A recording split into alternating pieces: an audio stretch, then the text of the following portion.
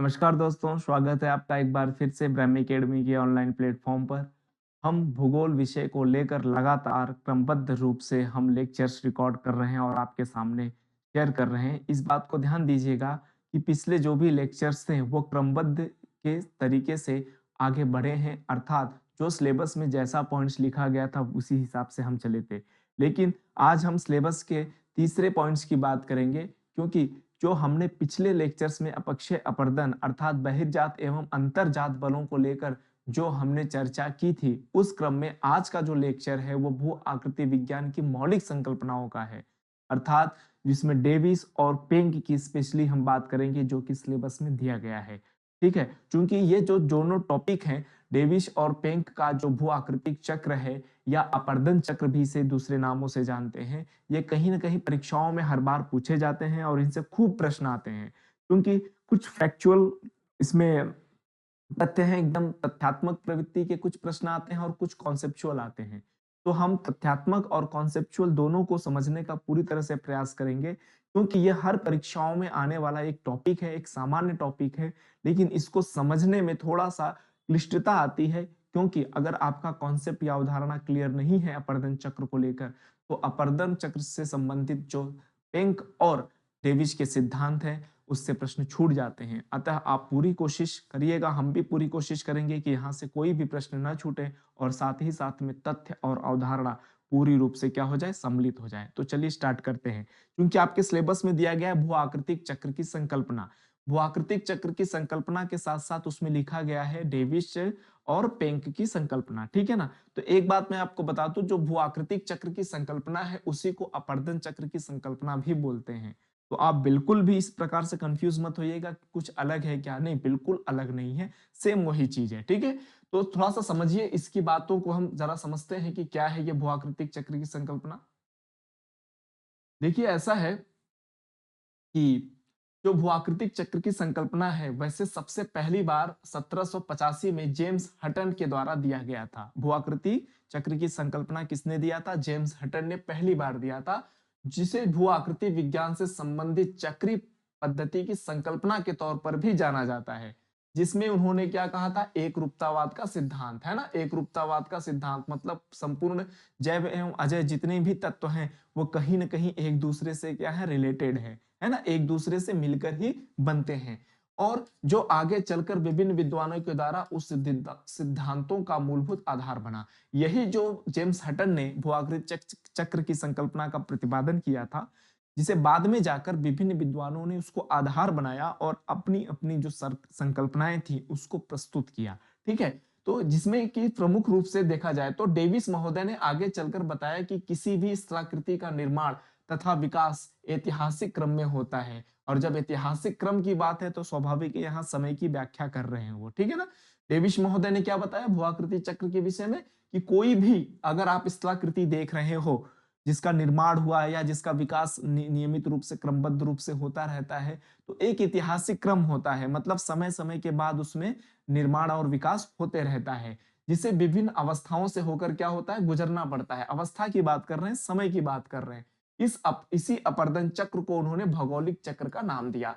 तो जब अपर्दन चक्र जो भी था, अपर्दन चक्र हुआ या भौगोलिक चक्र हुआ या भू-आकृतिक चक्र हुआ, यहाँ पर कहने का मतलब ये है कि ये चीजें एक ही हैं, और आपके सिलेबस के अकॉर्डिंग इसको आप अलग-अलग मत लीजिएगा, एक ही समझ के आप इसे पढ़िएगा और इसके उत्तर को देने का प्रयास करिएगा, है ना? क्योंकि आगे चलकर जर्मन विद्वानों ने चक्र का शब्द की आलोचना की, क्योंकि ये बात की अलग है कि एक प्रश्न बन जाता है कि भाई चक्र शब्द की आलोचना किसने की थी, है ना? तो चक्र शब्द की आलोचना आलोचना जो थी वो मुख्यतः जर्मन विद्वानों के द्वारा किया गया था। ध्यान से रखिएगा, ये जो मैंने इस सेंटेंस यहाँ पर लिखा है केवल फैक्चुअल होने के कारण तथ्यात्मक जानकारी आपको मिल जाए कि चक्र शब्द की जो आलोचना थी वो किसने किया था। ठीक है? तो आलोचना की। एक पॉइंट्स और है, भू-आकृतिक चक्र से संबंधित विभिन्न सिद्धांत में डेविस आते हैं, किंग आते हैं, पेंक आते हैं, किंग कर्मे, थॉमस स्ट्रॉलर जैसे महत्वपूर्ण विद्वान हैं। तो ये प्रश्न भी बनता है कि भू-आकृति चक्र से संबंधित सिद्धांत किसने-किसने दिया है? डेविस ने दिया है, किंग ने दिया है, पेंक ने, किंकर में, थॉमस और स्ट्रॉलर ने दिया है। लेकिन खास बात यह है कि आपको केवल डेविस महोदय और पेंक महोदय, है ना? ये डेविस महोदय और पेंक महोदय का ही आपको यहाँ पर अध्ययन करना है डिटेल में, क्योंकि जो परीक्षा में पूछा जाएगा, जो सिलेबस में दिया है, हमें उसी के अनुसार कार्य करना है, उसी के अनुसार मेहनत करनी है, उसी के अनुसार स्ट्रेटजी बनानी है, ठीक है? तो आइए शुरू करते हैं, भू-आकृति चक्र की संकल्पना से थोड़ा-सा था। अब आते हैं, सबसे इम्पोर्टेंट बात ये है कि भू-आकृतिक चक्र की संकल्पना में डेविस का भू-आकृतिक चक्र है, ठीक है ना? डेविस का भू-आकृतिक चक्र। चलिए शुरू करते हैं। देखिए, पहला तो प्रश्न यहीं से बनता है कि इन्होंने कब ये चक्र दिया था, तो 1889 ईस्वी में, 1889 में डेविस महोदय ने दिया था, ठीक है ना? और उन्होंने अपनी पुस्तक, डेविस ने किस पुस्तक में? उन्होंने अपनी पुस्तक ज्योग्राफिकल एसेज, बहुत ही इंपॉर्टेंट पुस्तक है ये, ज्योग्राफिकल एसेज, इस पुस्तक में इन्होंने भू-आकृतिक चक्र से संबंधित संकल्पना का प्रतिपादन किया था। पूरी संकल्पना को हम समझेंगे, बट यहाँ पे जो तथ्य है उसको समझने का पूरा-पूरा प्रयास करें आप, दिया था, ठीक है? उन्होंने अपने अपर्दन चक्र की संकल्पना प्रतिपादन किया, जिसे भौगोलिक चक्र का भी नाम दिया जाता है। कौन सा चक्र? भौगोलिक चक्र का भी नाम दिया जाता है। यह सिद्धांत अमेरिका के ओहियो घाटी के अध्ययन पर आधारित था। यह भी प्रश्न बन चुका है कि जो डेविस महोदय ने जो भी अपर्दन चक्र से संबंधित संकल्पना दी थी, तो जो उसका रिसर्च था वो कहाँ पर किया था? तो वो ओहियो घाटी के तौर पर वहां पर जाकर उन्होंने किया था और इस संकल्पना का प्रतिपादन किया था, ठीक है ना? तो चलिए शुरू करें। तो डेविस के अनुसार भौगोलिक चक्र समय की वह अवधि है, कुछ टर्म एंड कंडीशन समझ लेते हैं। इसमें क्या है? समय की वह अवधि है जिसके अंतर्गत उत्थित भूखंड, जिस भूखंड का क्या हो रहा है? उत्थान हो रहा है, ऊपर की ओर जा रहा है ना? उत्थित भूखंड अपर्दन के प्रक्रम के द्वारा प्रभावित होकर एक आकृति विहीन समतल मैदान में बदल जाता है। उन्होंने सीधा कहा कि पहले किसी भी भूखंड का क्या होता है? उत्थान होता है, फिर धीरे-धीरे क्या होता है? उसका अपर्दन, ऊपर पे क्या होता है? अपर्दन, जो शक्तियां होती हैं वो कार्य करती हैं तेजी से, और उस अपर्दन चक्र के बाद वो जो धरातल होता है वो आकृति विहीन किसमें बदल जाता है? समतल मैदान में, समप्राय मैदान में बदल जाता है। तो एकदम सामान्य तौर पर ये एक तरह से इंट्रोडक्शन है भू-आकृति विज्ञान की, जो डेविस की संकल्पना है, जो चक्र की संकल्पना है, उसका है कि कोई भी भूखंड का पहले उत्थान होता है और बाद में अपर्दन की शक्तियों के कारण उसका क्या होता है? आकृति विहीन होकर वो क्या हो जाता है? समतल मैदान में कन्वर्ट हो जाता है या फिर परावर्तित हो जाता है। ये किसने कहा था? ये कहा था डेविस महोदय ने, ठीक है ना? और इसी सेंटेंस पर पूरा का पूरा डेविस महोदय का जितना भी सिद्धांत है अपर्दन चक्र से संबंधित, जो हम पढ़ने वाले हैं, इसी पर आधारित है, ठीक है ना? डेविस महोदय ने स्थल रूपों के विकास एवं निर्माण पर, याद रखिएगा, स्थल रूपों के विकास एवं निर्माण जो भी होता है धरातल पर, चाहे वो पर्वत हो, चाहे पठार हो, चाहे, है ना, कोई भी आप स्थल रूप देखेंगे आप, सबके निर्माण पर संरचना, प्रक्रम और समय का क्या होता है? प्रभाव को बताया था। और इन्होंने कहा था कि स्थल रूप किसका होता है? संरचना, प्रक्रम और समय का क्या होता है? प्रतिफल होता है। ये बार-बार पूछा जाने वाला प्रश्न है, इंपॉर्टेंट है ये, कि ये सेंटेंस किसका है या किसने कहा था कि स्थल रूप, संरचना, प्रक्रम और समय का क्या होता है? प्रतिफल होता है। इससे प्रश्न दूसरे तरीके से भी बनते हैं कि जो स्थल रूप होता है उसमें 3 जो डेविस का त्रिकूट है, क्या है? डेविस का त्रिकूट या ट्रियो ऑफ डेविस है, उसमें कौन-कौन से तथ्य शामिल हैं? तो आप बता सकते हो संरचना है, प्रक्रम है और समय होता है। ये तीनों जो तथ्य हैं ये मिलकर डेविस के जो भू-आकृतिक चक्र की संकल्पना है उसको क्या करते हैं? पूरा करते हैं। एक खास बात है, इसको ज़रा समझ लीजिए क्या कहते हैं वो। वो ये कहते हैं इस बात पे कि जो भी स्थल रूप है जिसका निर्माण हुआ है, विकास हो रहा है, उसमें जो संरचना है, संरचना का मतलब होता है कि हो सकता है कि जो स्थल रूप है वो पत्थर हो कंप्लीटली, है ना? या मिट्टी हो या दोनों का मिश्रण हो, वो किस रूप से बना है इस बात पर डिपेंड करता है। दूसरा है प्रक्रम, प्रक्रम का मतलब उस पे कौन सी शक्ति कार्य कर रही है। खास करके उन्होंने अपर्दन की शक्ति को ज्यादा प्रभावी माना है, याद रखिएगा, अपर्दन की शक्ति को ज्यादा प्रभावशाली माना है। तो अपर्दन के कारक किन किन कारकों से हो सकता है? इस जल और मिट्टी पर किसका, जल और किसका हो रहा हो? वायु का क्या हो? अपर्दन या शक्ति कार्य कर रही हो। तो एक समय के बाद किसी भी मिट्टी या पत्थर पर जब लगातार वायु और जल, हिमनद लगातार उसको क्या करे? अपर्दित करे या अपनी बाह्य शक्ति उस पर निक्षेपित करे, कहीं न कहीं उस पे आरोपित करे, तो वह जो एक समय के पश्चात उस स्थल रूप का में क्या हो जाता है? परिवर्तन हो जाता है। यही कहते हैं डेविस महोदय अपने अपर्दन चक्र की संकल्पना में। याद रखिएगा, इन तीनों कारकों को डेविस का त्रिकूट कहा जाता है। क्या कहा जाता है? ट्रियो ऑफ डेविस, डेविस का त्रिकूट कहा जाता है, ठीक है? तो उस संकल्पना को समझने से पहले याद रखिएगा, इन्होंने स्थल रूपों के विकास क्रम को डेविस ने कितना 3 अवस्थाओं में उसे बताया है। कितनी अवस्थाओं में बताया है? 3 अवस्था में। युवा अवस्था है, प्रौढ़ावस्था है और वृद्धावस्था है। और उस तीनों अवस्थाओं के माध्यम से उन्होंने अपर्दन चक्र की संकल्पना का प्रतिपादन किया है। अब खास बात यह है, ये जो भी अपर्दन चक्र की संकल्पना है, उससे पहले हम चित्र के द्वारा इस चीज को थोड़ा सा समझ लेते हैं कि एक्चुअली में डेविस महोदय कहना क्या चाहते हैं, ठीक है ना। क्योंकि जब जब हम एक एक अवस्था की बात करेंगे तो लौट कर इसी चित्र पर आएंगे और इस चित्र के माध्यम से समझेंगे, ठीक है। जरा समझिएगा, ये जो आपको दिख रहा है क और ख, इसमें सागर तल से किसी भी निरपेक्ष ऊंचाई दिखाई गई है। मतलब किसी भी स्थल खंड की इस पर आपको ये जो दिख रहा है, ये जो क्या है, ये ऊंचाई को प्रदर्शित कर रहा है, ठीक है ना। और यह जो अवस्था है, मतलब इस तरह से हॉरिजेंटल जो आपको दिखाई दे रहा है, यह कहीं ना कहीं दिखाई दे रहा है किसका? समय का। किसका है? ये समय का कारक है, ठीक है। इस पे समय का प्रदर्शन किया गया है, टाइम को दिखाया गया है। अब देखिए क्या होता है, सिंपल शब्दों में उन्होंने ये कहा था कि जो तरुण अवस्था होता है, किसी भी भूखंड में आप जाइए, किसी भी धरातल के पास जाइए आप, पहले तो उसका क्या होता है? उत्थान होता है। उत्थान का मतलब ये है कि ज्यादातर आप ये देखेंगे कि उस पर किसी भी प्रकार का अपर्दन के जो कारक होते हैं वो काम नहीं करते, या अपर्दन के जो कारक काम करते हैं तो वह औसत रूप से बहुत कम होते हैं, बजाय कि जो उत्थान वाला जो शक्ति होती है भूखंड पर, वो ज्यादा काम करती है। तो यहाँ पर जो अपर कर्व है यूसी है और लोअर कर्व है एलसी है, इन दोनों के बीच को अंतर को समझिएगा, क्योंकि यहां से प्रश्न बनते हैं, ठीक है। आप प्रथम अवस्था में देखेंगे, अर्थात तरुण अवस्था में देखेंगे, तो यूसी और एलसी के बीच का अंतराल क्या है? बहुत कम है। मतलब ये कहने का ये है कि तेजी से भूखंड का क्या हो रहा है? उत्थान हो रहा है। जब आप आगे बढ़ेंगे, प्रौढ़ावस्था में आते हैं, तो यहां पर उत्थान तो होता है, लेकिन साथ ही साथ में क्या होता है? अपर्दन शुरू हो जाता है। उतनी तेज गति से उत्थान नहीं होता जैसा कि पहले चक्र में या पहली अवस्था में हुआ रहता है। फिर उसके बाद वो जीर्णावस्था या वृद्धावस्था की बात करते हैं, तृतीय अवस्था की बात करते हैं। इसमें आप देखेंगे जो एलसी वाली रेखा है और जो यूसी वाली रेखा है, वो लगभग लगभग आकर किसी एक पॉइंट पे मिलने के लिए तैयार हो जाती है। क्योंकि मिलती तो नहीं है, वो सागर तल में जाकर ही मिलेगी, इसमें कोई शक नहीं है ना, मिल तो जाएगी, लेकिन वो चित्र में दिखाया नहीं जाता। लगभग लगभग एक दूसरे के क्या हो जाती है? समानांतर। और उसके बीच की जो दूरी है वो देखिए अब क्या होती है? वो कम होने लगती है। ये जो दूरी है, ये देखिए इन जो रेखाओं की क्या होने लग रही है? यहाँ ज्यादा दूरी है और यहाँ पर कम है, तो ये कम होने लगती है।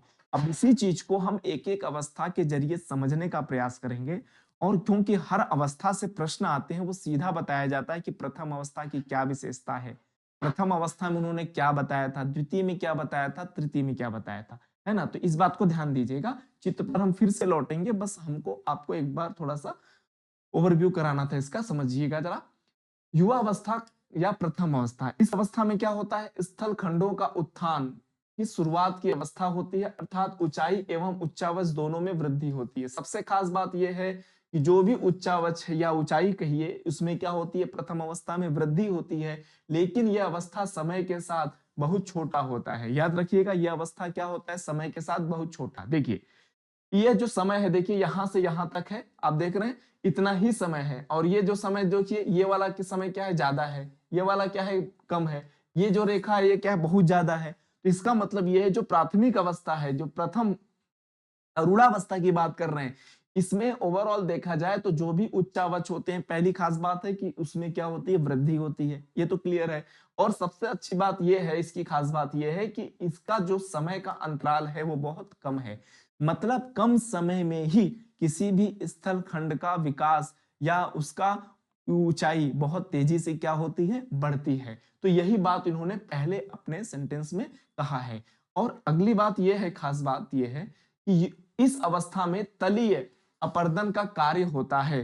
तलीय अपर्दन का कार्य होता है, ध्यान दीजिएगा। तलीय अपर्दन, लंबवत अपर्दन लगातार ऊपरी भागों में रहता है, जिससे वी आकार की घाटी का निर्माण होता है। देखिएगा इसमें क्या है? तलीय अपर्दन का कार्य होता है, लंबवत अपर्दन लगातार ऊपरी भागों में रहता है और वी आकार घाटी का निर्माण होता है। इसको आप ऐसे समझ लीजिए, मान लीजिए ये कोई भूखंड है, इसको आप ऐसे समझिए, ये कोई भूखंड है, ठीक है। यहां से कोई नदी आ रही है, तो नदी आते आते क्या करेगी? धीरे धीरे काटने का कार्य करेगी, और इस प्रकार काटेगी कि इसका जो पार्श्व अपर्दन है वो कम होगा। मतलब जो तलीय अपर्दन है वो बहुत कम होता है, बल्कि ये जो लंबवत का काम होगा ना, ऐसे लंबवत बहुत तेजी से काटेगी। क्यों? क्योंकि उसकी जो तीव्रता होती है ना नदी की ऊंचाई वाले भागों में बहुत तेज होती है, तो वो आसपास फैल न करके नीचे की तरफ अपने लंबवत अपर्दन में क्या करती है, ज्यादा कार्य करती है, क्योंकि बोझ होता है जल का। ठीक है, तो यहां पर अपर्दन ज्यादा होता है, इसलिए आप देखेंगे जो ऊंचे पर्वतीय भाग होते हैं वहां पर वी आकार की घाटी, किस आकार की घाटी, वी शेप वैली का क्या हो जाता है, निर्माण हो जाता है।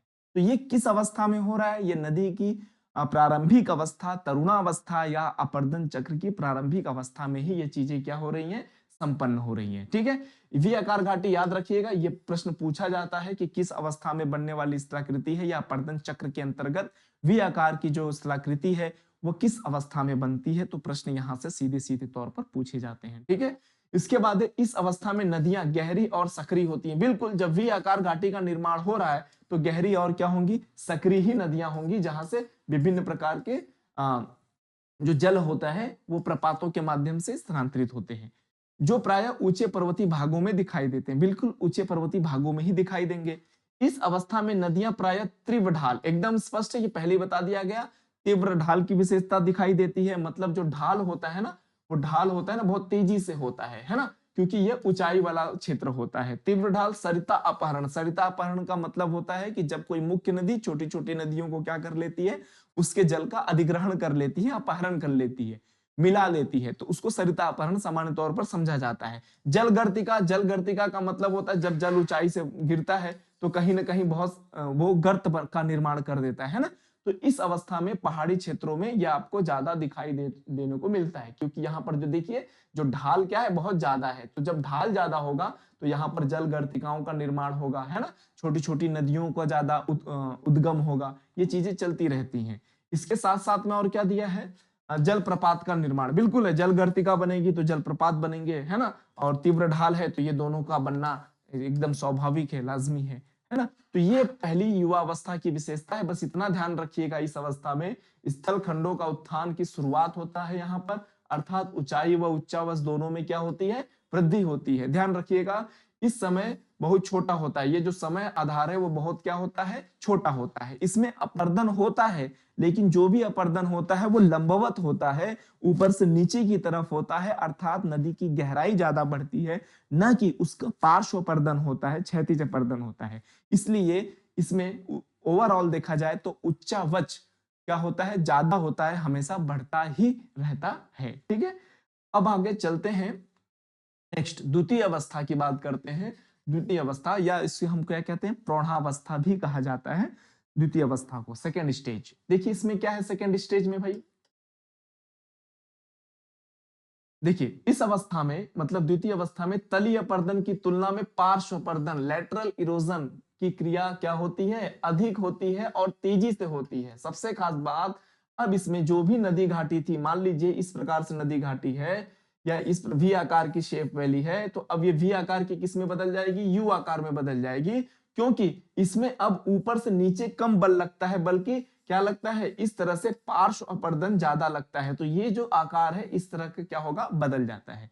इसको हम कहते हैं वी आकार घाटी से क्या हो जाना, यू आकार घाटी में परिवर्तित हो जाना। क्योंकि क्यों ऐसा होता है जरा समझिएगा, क्योंकि ढाल कम हो जाता है।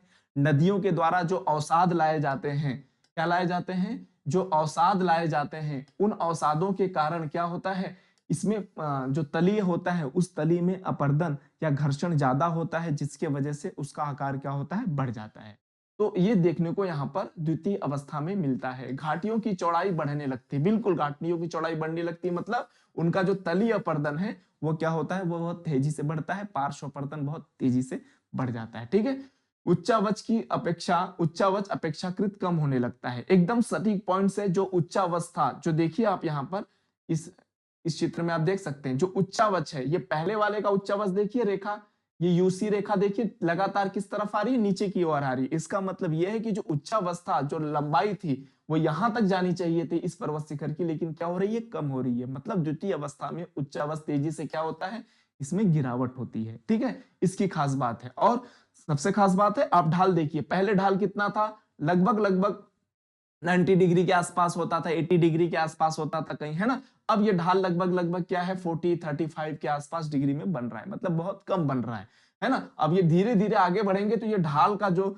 क्रम है ना, कोण है, वो धीरे-धीरे क्या होता जाएगा, कम होता जाएगा। तो ये क्रम चलता ही जाने वाला है, ठीक है? तो द्वितीय अवस्था की ये खास बात है। क्या हुई?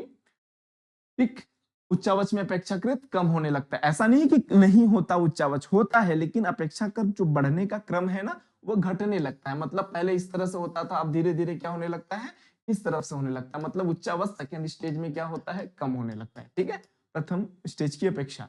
इस अवस्था में वी आकार की घाटी किस में बदल जाती है, यू आकार की घाटी में बदल जाती है, ठीक है? ये तो हमने देखा। इसके अतिरिक्त और क्या बनता है, बाण का मैदान। बिल्कुल बाण का मैदान बनता है जब, स्वाभाविक है, जब नदी की ढाल या तीव्रता में क्या होगी, कमी होगी, तो स्वाभाविक है उसका जो जल है वो चारों तरफ क्या होता है, फैलता है। और चारों तरफ जब फैलेगा तो उसका मतलब ये है, सीधी सी बात है कि जो उसके अंदर निक्षेप वाले जो परिवहन करके नदी ऊपर से ला रही है धूल, मिट्टी वगैरह, चट्टान वगैरह, वो धीरे-धीरे क्या होंगे, उसकी तली में निक्षेपित होंगे, जिससे उसकी तली का भार जो होता है, वो एरिया वो कम हो जाता है और जल चारों तरफ क्या होते हैं, फैलने लगते हैं। ठीक है? नदियों का विसर्पण होता है। नदियों का विसर्पण का मतलब नदियां इस तरह से मियंडर की तरह से विसर्पकार गति से क्या होती हैं, बनने लगती हैं। गोखुर झील का निर्माण होता है और इसी तरह यहाँ पर गोखुर झील का निर्माण आपने पढ़ा होगा। तटबंधों का निर्माण होता है। तटबंध का निर्माण का मतलब होता है, तटबंध जैसे ये नदी जा रही है, नदी के आसपास क्या होते हैं, एकदम टीले बन जाते हैं, है ना? ऐसा लगता है किसी ने उसको मेड़ बना दिया हो, जैसे खेतों के चारों तरफ मेड़ नहीं होते, तो वैसे ही तटबंध बन जाते हैं। क्योंकि ये तटबंध क्या होते हैं, प्राकृतिक होते हैं। कैसे होते हैं? ये प्राकृतिक होते हैं, जो नदियों के दोनों तरफ बनते हैं, है ना? तटबंध बन जाते हैं और ये निक्षेप की क्रिया प्रारंभ हो जाती है। चूंकि तटबंधों का निर्माण भी होता है और साथ ही साथ में क्या होता है, निक्षेप होता है। तो जो भी हो, याद रखिएगा, बाढ़ का मैदान, नदियों का विसर्पण, गोखुर झील, ये सब क्या है, निक्षेपात्मक आकृति ही होते हैं। ये कोई अपर्दनात्मक नहीं है, बल्कि क्या है, निक्षेपात्मक है। मतलब प्रथम चरण में अपर्दन तो होता है, उत्थान तो होता है, लेकिन अपर्दन बहुत कम होता है। लेकिन इस अवस्था में क्या होता है, अपर्दन और निक्षेप दोनों की जो शक्ति है, या दोनों जो कारक है, वो ज्यादा सक्रिय या एक्टिव हो जाते हैं। ठीक है?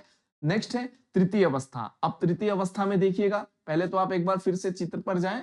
तृतीय अवस्था में आप देखिए समय बहुत लंबा है ना? बहुत समय लंबा है। तृतीय अवस्था है, जीर्णावस्था कहते हैं। साथ ही साथ में जो उच्चावच का ढाल है, वो लगातार क्या हो रहा है, कोण वो भी कम हो रहा है। साथ ही साथ में उच्चावच की ऊंचाई है, वो क्या हो रहा है, लगातार घट रहा है। मतलब यहां पर कहीं भी उत्थान नहीं हो रहा है, बल्कि क्या हो रहा है, अपर्दन ही हो रहा है। तो इस बात को ध्यान रखिएगा। चलिए तृतीय अवस्था में चले। ये रहा तृतीय अवस्था। थर्ड स्टेज की बात करते हैं। इस स्टेज में क्या है, खास बात है, जरा समझिएगा। एकदम आपको चित्र के माध्यम से चूंकि आपने समझ लिया, लेकिन फिर भी इसमें लंबवत अपर्दन में कमी आ जाती है, लेकिन पार्श्विक अपर्दन क्या रहता है, जारी होता है। बिल्कुल लंबवत अपर्दन में कमी, मतलब इस तरह से अपर्दन नहीं होता, बल्कि अपर्दन कैसे होता है, पार्श्विक अपर्दन होता है ना? इस प्रकार का अपर्दन होता है, ताकि जो नदी की घाटियां हैं, वो क्या होने लगती हैं, बहुत तेजी से चौड़ी होने लगती हैं। ठीक है? उच्चावच में उत्थान किसी भी प्रकार से दिखाई नहीं देता। मतलब इसका जो उत्थान है, बहुत ध्यान से समझिएगा, ये जो उत्थान होता है वो कट जाता है। मतलब उच्चावच में किसी भी प्रकार का उत्थान दिखाई नहीं देता। ठीक है? इस अवस्था में दोनों वक्र जो पहले एक दूसरे से दूर थे, पहले क्या थे, एक दूसरे से दूर थे, अब आपस में आकर मिलने लगते हैं। ये पहले ही चीज स्पष्ट थी कि ये देखिए यूसी, देखिए ये यूसी है ना, अपर कर्व है, और ये लोअर कर्व है। ये दोनों यहां तो दूर हैं, बीच में और दूर होते हैं, फिर धीरे धीरे जाकर क्या हो जाता है, ये दोनों आपस में मिलने की अवस्था में आ जाते हैं। ठीक है? यही बात कह रहा है थर्ड स्टेज में। इसी अवस्था में मैदान में यत्र तत्र प्रतिरोधी चट्टानों के अवशेष दिखाई देते हैं, जिसे हम क्या कहते हैं, मोनोडनाक कहते हैं। मोनोडनाक किसे कहते हैं? जब लास्ट स्टेज आ जाता है, देखिएगा जरा, जब लास्ट स्टेज आ जाता है, तो यत्र तत्र कहीं कहीं क्या होते हैं, चट्टानों के टुकड़े दिखाई देते हैं। उन टुकड़ों को टीले नुमा दिखाई देता है। तो टीले नुमा जो टुकड़े होते हैं चट्टानों को, उसको हम क्या कहते हैं, मोनोडनाक कहते हैं। ये कई बार ये प्रश्न पूछा जा चुका है। ठीक है? फिर आते हैं, यहां पर है कि डेविस ने माना कि स्थल खंडों के पूर्ण उत्थान हो जाने के बाद ही अपर्दन प्रारंभ होता है। ये बहुत ही इंपॉर्टेंट लाइन है, याद रखिएगा। आपको सारी इंपॉर्टेंट लाइन तो है, ठीक है, वो बढ़िया है, लेकिन ये डेविस महोदय का ये जो लाइन है ना, ये सेंटेंस के रूप में, एक वक्तव्य के रूप में पूछा जाता है कि स्थल खंडों के पूर्ण उत्थान हो जाने पर ही क्या होता है, अपर्दन स्टार्ट होता है।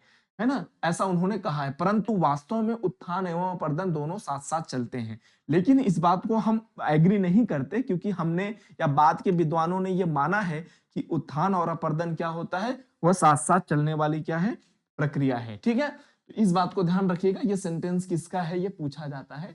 इस बात को बहुत गौर करिएगा। आगे क्या है, डेविस महोदय ने अपर्दन चक्र के पूरा होने पर संप्राय मैदान, याद रखिएगा, संप्राय में बदल जाने की व्याख्या की है। तो कहीं न कहीं उन्होंने ये कहा है कि जो हमने समतल मैदान कहा था, उसको उन्होंने संप्राय मैदान के तौर पर कहा है कि लास्ट स्टेज का आखिरी जो समुद्र तटीय क्षेत्र होता है या उससे पहले के जितने भी क्षेत्र होते हैं, जहां पर नदियों का ढाल बिल्कुल कम हो जाता है, जहां पर निक्षेप की क्रिया वो ज्यादा होती है बजाय कि अपर्दन की, तो ऐसे क्षेत्रों में मोनोडोनाक या तत्र आकृतियां दिखाई देंगी, साथ ही साथ में वो संप्राय मैदान के तौर पर बदल जाती है। ठीक है ना?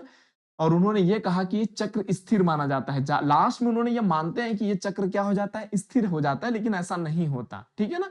लेकिन ऐसा नहीं होता ओवरऑल। अब आगे क्या है कि स्ट्रॉलर, हैग, चोरले इन सिद्धांत की आलोचना की थी। तो डेविस के त्रिकट सिद्धांत या डेविस का अपर्दन चक्र सिद्धांत या डेविस का भूआकृतिक चक्र का सिद्धांत की आलोचना किसने की थी? तो 3 लोगों का नाम याद रखिएगा, स्ट्रॉलर हैं, हैग हैं और शोरले महोदय हैं। ठीक है ना? इन्होंने इसकी क्या की थी, आलोचना की थी। बाद में इन्होंने गतिक संतुलन का सिद्धांत दिया था, क्योंकि चूंकि एक बात ध्यान दीजिएगा, यहां पर डेविस ने यह माना था कि जो भी अपर्दन चक्र है वो स्थिर हो जाता है। क्या हो जाता है? स्थिर हो जाता है। उन्होंने स्थिर माना। लेकिन भाई चूंकि कोई भी चक्र है तो स्थिर कैसे हो सकता है ना? और अगर स्थिर हो जाता है तो उसके बाद बनने वाली आकृतियों के बारे में इसमें कोई भी व्याख्या नहीं थी। वो मानते ही नहीं थे कि स्थिरता के बाद मतलब संप्राय मैदान बन गया, अब संप्राय मैदान किसी भी दूसरी आकृति में परिवर्तित नहीं हो सकता। लेकिन बाद के विद्वानों ने, स्ट्रालर, हैक और शोरले ने कहा नहीं, कोई भी चीज स्थिर नहीं होती, बल्कि सब में क्या होती है, गतिक अवस्था में होती है।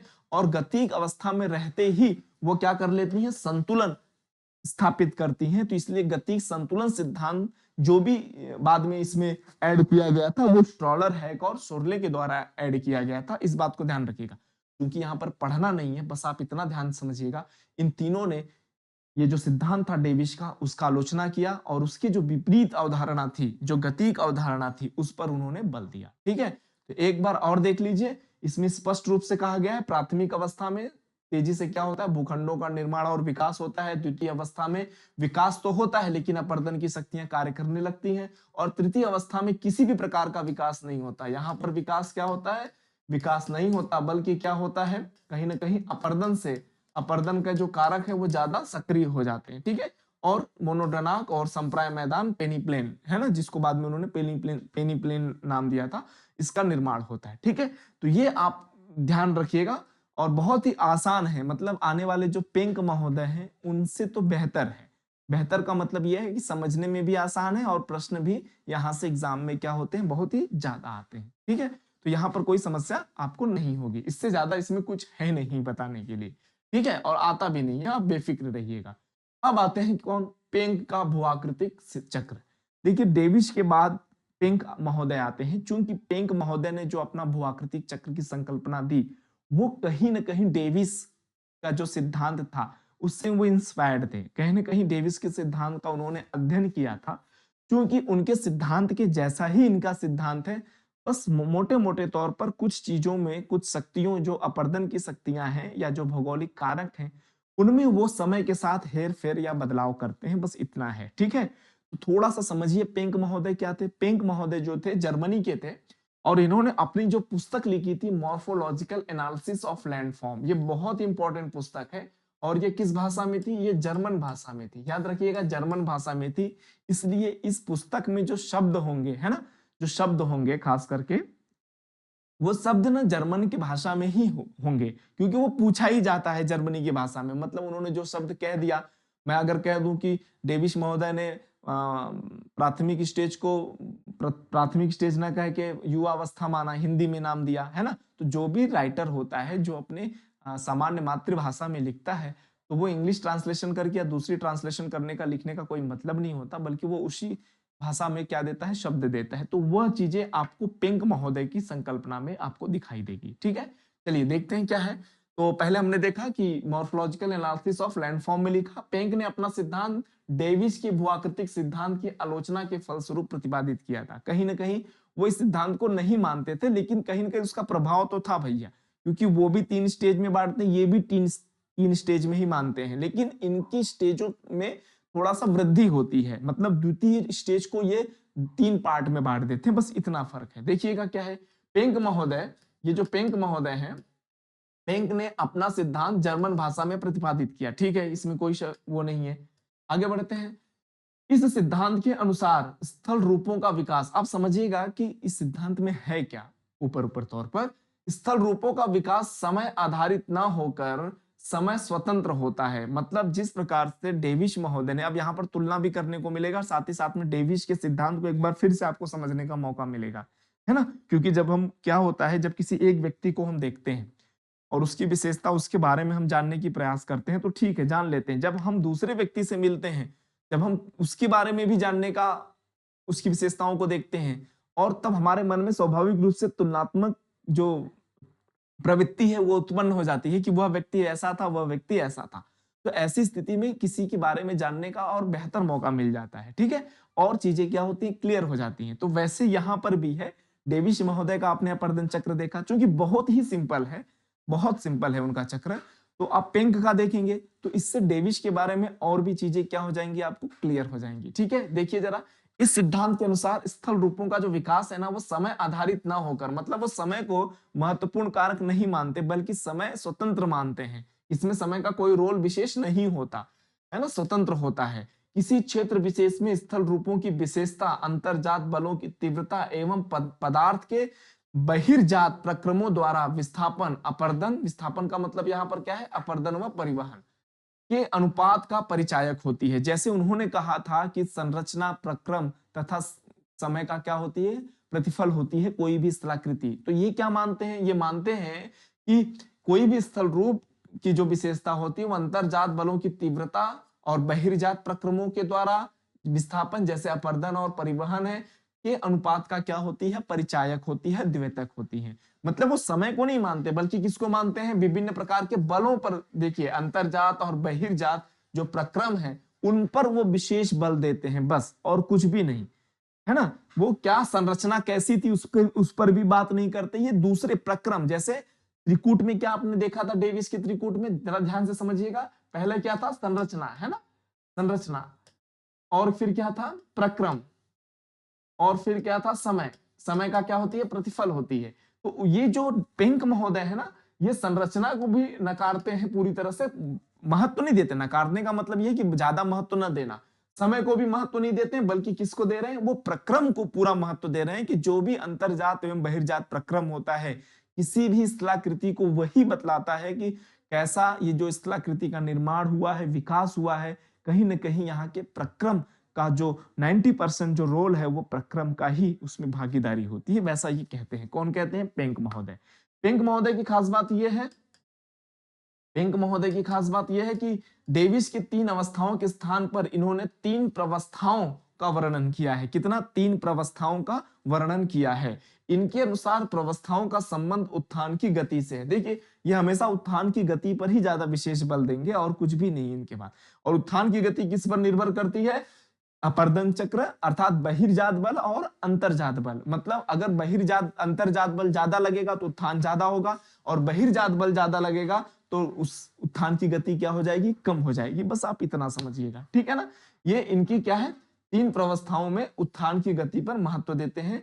और जैसे उनकी 3 अवस्था थी, इनकी क्या है, 3 प्रावस्था है। कैसे है, जरा आगे समझते हैं इस बात को, ठीक है। देखिए अब थोड़ा सा हम इनको अब बस देख लेते हैं। इन्होंने भी एक अवस्था, देखिए यहां पर लिखा गया है 1, 1, 2 और 3, कहीं ना कहीं 3 अवस्था है। लेकिन इन्होंने 3 अवस्था में ना, जो दूसरी अवस्था है इसको उन्होंने 3 पार्ट में बांटा है। इसलिए कितना हो जाता है, 3 ये, 1 4 1 5, इनकी टोटल 5 प्रावस्थाओं के तौर पर जाना जाता है। जब इन अवस्थाओं को हम वर्गीकृत करते हैं तो ये 5 प्रावस्था के नाम से जाना जाता है, ठीक है। ध्यान दीजिएगा इस बात को। पहली अवस्था में क्या है, पहली अवस्था में आप देख रहे हैं तेजी से, बहुत तेजी से क्या हो रहा है, भूखंड का क्या हो रहा है, उत्थान हो रहा है। इसमें किसी भी प्रकार से अपर्दन का कारक काम ही नहीं कर रहा है। क्योंकि अपर्दन का कारक तब काम करता जब भूखंड इस तरह से पैरेलल हो जाता, मतलब क्षैतिज रेखा हो जाती। यहां तो सीधा ऊपर की तरफ क्या हो रहा है, आपको दिखाई दे रहा है कि उत्थान हो रहा है। द्वितीय अवस्था में क्या है, बड़े ध्यान से समझिएगा इस बात को। द्वितीय अवस्था में देखना, उत्थान जो होता है, उत्थान की जो दर होती है, यहां तो बहुत तेजी से है, लेकिन यहां पर उत्थान की जो दर होती है वो लगभग लगभग स्थिर होने लगती है। अर्थात जो उत्थान की दर है, उत्थान तो हो रहा है, लेकिन जो गति है, जो उसके बढ़ने की दर है, वो उतनी तेजी से नहीं है जैसा कि पहली अवस्था में थी। ठीक है ना। तो यहां पर आप देखेंगे पहली अवस्था, फिर दूसरी, फिर तीसरी, इसी में 3 प्रावस्था में उन्होंने बांटा है। वो कैसे बांटा है हम बाद में आगे समझते हैं। फिर जब तीसरी उनकी अवस्था आती है जहां पर उत्थान क्या होने लगता है, बिल्कुल नहीं होता, बल्कि अपर्दन शुरू हो जाता है। और ये आप देखिए रेखा, ये कर्व देखिए आप, ये कर्व इस तरह से जाना चाहिए था अपलिफ्ट होकर अगर उत्थान होता तो, लेकिन यहां से क्या हो रहा है, पतन की ओर जा रहा है। तो यहां पर विभिन्न प्रकार की छोटी छोटी स्थलाकृतियां बनती, वो क्या बनती है, बस आप इतना समझिए कि पहले में तेजी से उत्थान होता है, दूसरी में उत्थान और अपर्दन दोनों स्टार्ट हो जाते हैं, और तीसरी में क्या होता है, उत्थान ना होकर तेजी से क्या होता है, अपर्दन होता है। क्योंकि बस इतना अंतर है कि इन्होंने दूसरी अवस्था को उन्होंने 3 प्रावस्था में बदल दिया है। ठीक है, इस पर हम आएंगे, बस एक एक अवस्था को पढ़ते हुए, जैसे हमने डेविस महोदय की अवस्थाओं को पढ़ा है। ठीक, देखिए ये जो पहली अवस्था है, इन्होंने इसका नाम दिया है अफस्त जिंडे इनवर्ड प्लुंग, अर्थात ये जो जर्मन भाषा का शब्द है, आप क्योंकि इस भाषा को आपको समझना ही पड़ेगा, आपको याद रखना पड़ेगा, अफस्त जिंडे है ना, अफस्ती जिंडे, हिंदी में अगर आप लिखोगे अफस्त जिंडे, है ना, इस तरह से आप याद कर लीजिएगा। जैसे पहले में अफस्त जिंडे है, दूसरे में क्या है, ग्लिक फॉर्मेशन है, तीसरे में क्या है, आप देखिए औबस्ती जिंडे है। तो थोड़ा सा कंफ्यूजन होगा, पहले में अफस्ती है और तीसरे में क्या है, अबस्ती है, मतलब पहले में अ और फ है, दूसरे तीसरे में क्या है, अ और ब है, और बीच में क्या है, ग्ली वाला है, ग्ली फॉर्म में है। ठीक है ना। तो पहले और तीसरे में अक्सर कंफ्यूजन होता है क्योंकि शब्द जो है वो एक जैसे हैं। तो ये आप तय कर लीजिएगा, पहले अफस्ती आता है, फिर ग्ली आता है दूसरे में, और तीसरे में अबस्ती आता है। ठीक है ना। तो ये आपका काम है इस चीज को याद करना। फिलहाल देखते हैं इसमें क्या है। पहले का नाम है, अगर हम इसे जनरल भाषा के ये शब्द को ट्रांसलेट करें हिंदी के आधार पर, तो हिंदी में ये आपको नजर आता है कि उत्थान की तीव्र दर की अवस्था। क्या होता है, उत्थान की तीव्र दर की अवस्था, मतलब पहली जो अवस्था है, याद रखिएगा फर्स्ट स्टेज की बात करेंगे हम, तो फर्स्ट स्टेज में जो उत्थान होता है उसकी दर क्या होती है, बहुत तीव्र होती है। देखिए भाई, दर तो उत्थान तो पहले डेविस महोदय ने भी बताया था, लेकिन इनकी खास बात यह है कि इन्होंने कहा था कि जो उत्थान की जो दर है वो बहुत तेज होती है, सबसे खास बात यह है। ठीक है ना। स्थल रूपों का विकास तेजी से होता है, कोई शक नहीं, चलिए ठीक है, बढ़िया है। उत्थान के पश्चात जल मार्ग ढाल प्रवाह तेज एवं गतिज ऊर्जा में वृद्धि के कारण नदियां तीव्र गति से घाटियों का क्या करती है, निर्माण करती। ठीक, किसके जैसा, आपको डेविस के जैसा ही यहां पर फील होने वाला है, ऐसा कुछ भी अलग नहीं है। ठीक है, इसमें वी आकार की घाटी, ठीक है, वो भी वी आकार की घाटी प्राथमिक स्टेज में कहते थे। नदियों की घाटियों का पार्श्व ढलन उत्तल नुमा, उत्तल नुमा का मतलब होता है इस तरह से, है ना, उत्तल नुमा होता है पार्श्व पर्दन। ठीक है ना। और ये वृद्धि का परिचायक होती है, जो वृद्धि का परिचायक होती है। कहीं ना कहीं नदियों घाटियों का जो पार्श्व होता है वो लगातार क्या होता है, बढ़ते जाता है, ऊंचाई तेजी से बढ़ती है, उच्चावचों में वृद्धि होती है, और ढाल के कारण नदियों की जो गति है वो बहुत क्या होती है, तीव्र होती है। इस अवस्था में एक नीची आकृति विहीन मैदान का निर्माण होता है जिसे प्राइमा रॉफ्ट कहते हैं। ठीक है ना, देखिए प्राइमा राम्फ, प्राइमा राम्फ, ये जो शब्द आता है प्राइमा राम्फ, है ना, इसे प्राइमा राम्फ कहते हैं। अब ये देखें प्राइमा राम्फ क्या है, कहीं ना कहीं एक नीची आकृति है, और कैसी आकृति है, मैदान। तो भाई प्रश्न यही बन जाता है कि बड़ा कंफ्यूजन है कि पहली ही स्टेज में ये मैदान की चर्चा कर देते हैं, तो ये कैसे, ये है, देखिए आप चित्र को देखिए ध्यान से, पहली ही स्टेज में है, देखिए प्राइमा फर्स्ट, ये क्या है, मतलब उत्थान होने से पहले ही, मतलब जब किसी भी भूखंड का उत्थान होता है तो ये मानकर चलते हैं कि उत्थित भूखंड से पहले, मान लीजिए ये कोई भूखंड है, तो उत्थित भूखंड से पहले यहाँ पर क्या रहा होगा, यहाँ पर एक मैदान रहा होगा, बाद में इसमें अंतरजात प्रक्रमों ने कार्य किया होगा, अंतरजात प्रक्रमों ने उसे क्या किया होगा, जैसे भूकंप आया या पर्वत निर्माण से संबंधित कोई भूसन्नति क्रिया हुई होगी, है ना, जिसके वजह से ये भूखंड क्या होता है, ऊपर उठ जाता है। तो पहले तो ये क्या था, मैदान ही था। ऐसा नहीं कि हर जगह जहां भी मैदान रहे वो सब जगह उच्चावच ही विकसित हो जाए। तो कहीं ना कहीं उसका जो एक एरिया होगा वो समतल तो होगा ना, होगा आसपास में। जैसे आप उदाहरण के तौर पर हिमालय मान लीजिए, तो हिमालय का जो उत्तरी भाग है, जो तिब्बत का पठार है, तो कहीं ना कहीं पठार है लेकिन समतल है। हिमालय का जो दक्षिणी भाग है, जो गंगा का मैदान है, वो कहीं ना कहीं क्या है, समतल है। तो बस इसी की बात करते हैं वो, कि कोई भी तेजी से जब भूखंड का उत्थान होता है तो वो समतल मैदान में ही होता है। और पूरी तरह से जो समतल मैदान होता है जरूरी नहीं हो कि वो पूरी चित्राकृति में बदल जाए। ठीक है, तो इसकी बात कर रहे हैं। अब आते हैं द्वितीय अवस्था पर। द्वितीय अवस्था को देखिएगा, क्या है, ग्लिच फॉर्मिंग इंटविक्लुंग, है ना। इसको हम कहते हैं उत्थान की समान दर की अवस्था। क्या होता है, उत्थान की समान दर की अवस्था, मतलब इसमें जो उत्थान होता है वो समान दर से होता है। कैसे होता है जरा समझिएगा। इस अवस्था में उत्थान के साथ साथ अपर्दन की क्रिया भी क्या हो जाती है, समान रूप से कार्य करती है। इसलिए जो नदी घाटियां होती हैं उसका ढाल क्या हो जाता है, सम हो जाता है। क्या हो जाता है, सम हो जाता है। मतलब जो प्राथमिक अवस्था में इस तरह से थी, नदी घाटियां बहुत तेजी से लंबी लंबी घाटियां होती थी, अब वो धीरे धीरे क्या होती हैं, समान रूप से परिवर्तित होने लगती हैं, सम होने लगती हैं। मतलब नदी घाटियों का जो ढाल होता है वो बढ़ने का जो उसमें क्रम है या जो दर है वो क्या होता है, समाप्त हो जाता है, बल्कि एवरेज हो जाता है, ऐसे समझे। तो इसमें उत्थान और अपर्दन दोनों की क्रिया होती है, याद रखिएगा इस बात पे, ठीक है ना। इस अवस्थाओं को तीन प्रावस्थाओं में विभाजित किया गया है। कितनी अवस्थाओं में, तीन प्रावस्थाओं में। तो वैसे तो ओवरऑल अगर आप देखें तो द्वितीय अवस्था की खास बात यही है कि जिसमें उत्थान और अपर्दन क्या होता है, समान दर से कार्य करता है। ठीक, अब हम इसमें बात करते हैं, जैसे हमने पहले आपको बताया था कि द्वितीय अवस्था में उत्थान और अपर्दन दोनों साथ हो रहा है, लेकिन अब इसको हम तीन पार्ट में बांटते हैं, जो कि पेंक ने जैसा इसको बांटा है। तो इसमें क्या है, बढ़ती दर से उत्थान का होना, जो इसका पहला पार्ट है, मतलब अ वाला हिस्सा है। कौन सा, लिख दें इसको हम, अ वाला है। इसमें क्या होता है, बढ़ती दर से उत्थान होता है। देखिए इसमें जो उत्थान हो रहा है उसका जो दर है वो क्या हो रहा है, बढ़ रहा है। आप यहां देख रहे हैं, एक मिनट बहुत ध्यान से देखिएगा। पहली अवस्था में ये वाली जो लाइन है, इस लाइन तक जो दर है वो बढ़ रहा है, लेकिन जो पहले जैसा बढ़ता था ना वैसे नहीं बढ़ रहा है, बहुत ध्यान से समझना। और द्वितीय अवस्था में आप देखिएगा जो दर है ना वो लगभग सेम है। यहां तक आप देखिएगा, ये क्या है, ये एकदम आपको दिख रहा है ना, एकदम समानांतर क्षैतिज लाइन है। इसमें किसी भी प्रकार की वृद्धि भी नहीं है और कमी भी नहीं है, याद रखिएगा। और जो तृतीय है इसमें कमी होती हुई दिखाई दे रही है, मतलब बढ़ तो रही है लेकिन कमी के साथ। सॉरी, इसको एक तीसरा कलर कर दे तो आपको ज्यादा समझ में आएगा। हाँ देखिए, अब समझ में आया। ये वाली लाइन आप देखिए, इसमें वृद्धि हो रही है लेकिन जो दर है बहुत कम है। दूसरी वाली प्रावस्था में अर्थात ब में सेम, मतलब एकदम क्षैतिज हो चुकी है। और तीसरी अवस्था में जो दर है वो बहुत कम हो रही है। तो इससे आप समझ सकते हैं इस प्रकार से कि ये तीन प्रावस्थाओं में उन्होंने दूसरी अवस्था को क्यों बांटा, क्यों उसका उन्होंने वर्गीकरण किया, बस इसी के कारण। तो बस यही चीज हम आपको समझा रहे हैं, बस ध्यान रखिएगा। जो इसका अ है उसमें बढ़ती दर से उत्थान होता है। ब में निरपेक्ष उच्चावच की बात स्थिर होती है। निरपेक्ष का मतलब जितना उत्थान होता है उतना ही अपर्दन हो जाता है, तो बात ही एकदम जीरो हो जाता है, न्यूट्रल।